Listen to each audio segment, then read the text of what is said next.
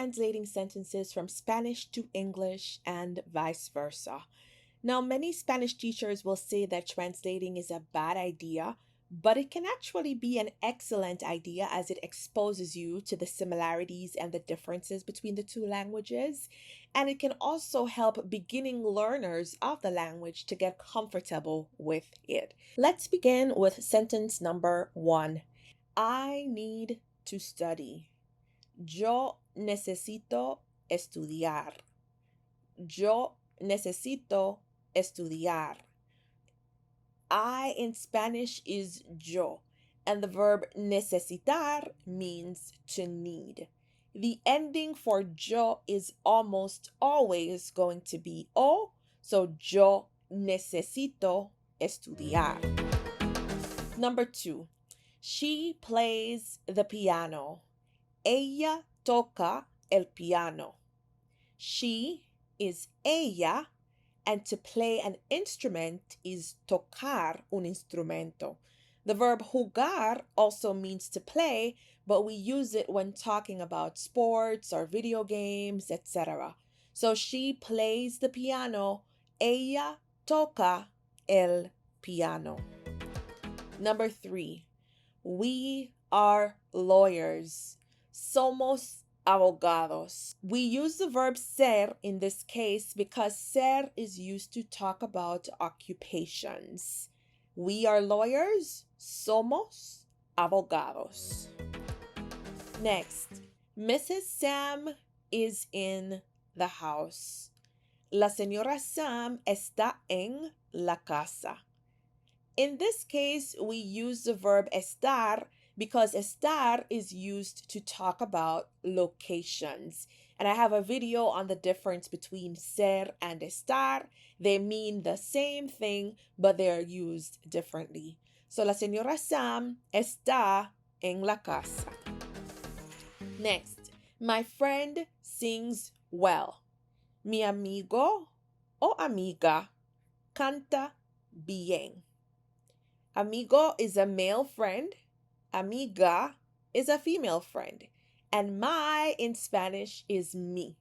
So mi amigo canta bien.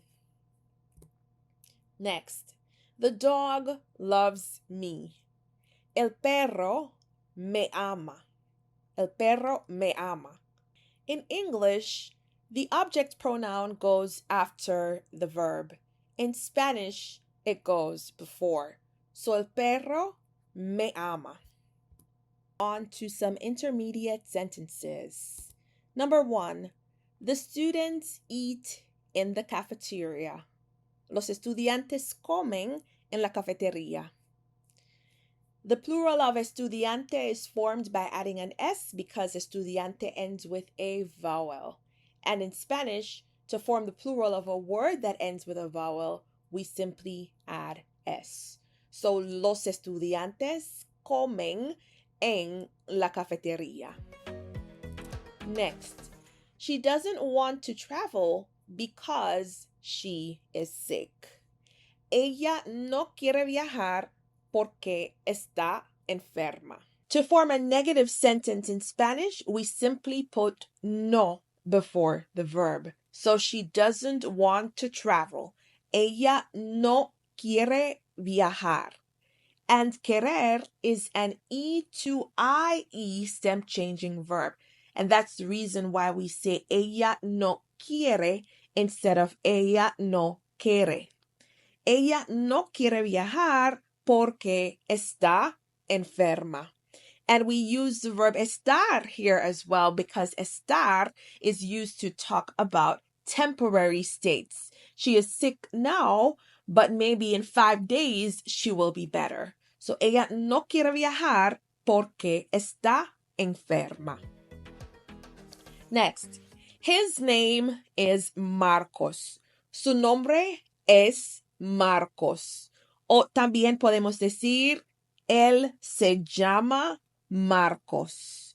His is a possessive adjective. And to say his in Spanish, we say su. Su nombre es Marcos. Next, the teacher knows the truth. El profesor o la profesora, depending on the gender of the teacher, sabe la verdad. El profesor o la profesora sabe la verdad. The verb saber means to know. It means to know a fact. So el profesor sabe la verdad. Next, it's not worth it. No vale la pena. This is an idiomatic expression, and it's a very important one because Spanish speakers use it all the time. The expression valer la pena means to be worth it. So it's not worth it. No vale la pena. And finally, Kara's dog is very naughty. El perro de Cara es muy travieso. In English, we use the apostrophe to show ownership. For example, Kara's dog, my mother's cat, Susan's hamster. But in Spanish, we say the blank of the blank. So Kara's dog becomes el perro de Cara, Kara's dog. So Kara's dog is very naughty. El perro de Cara es muy travieso. I hope this was helpful for you. Please comment and let me know if you would like to see more content like this. And consider becoming a member of my channel if this was helpful to you. Thank you so much, and I will see you in the next lesson.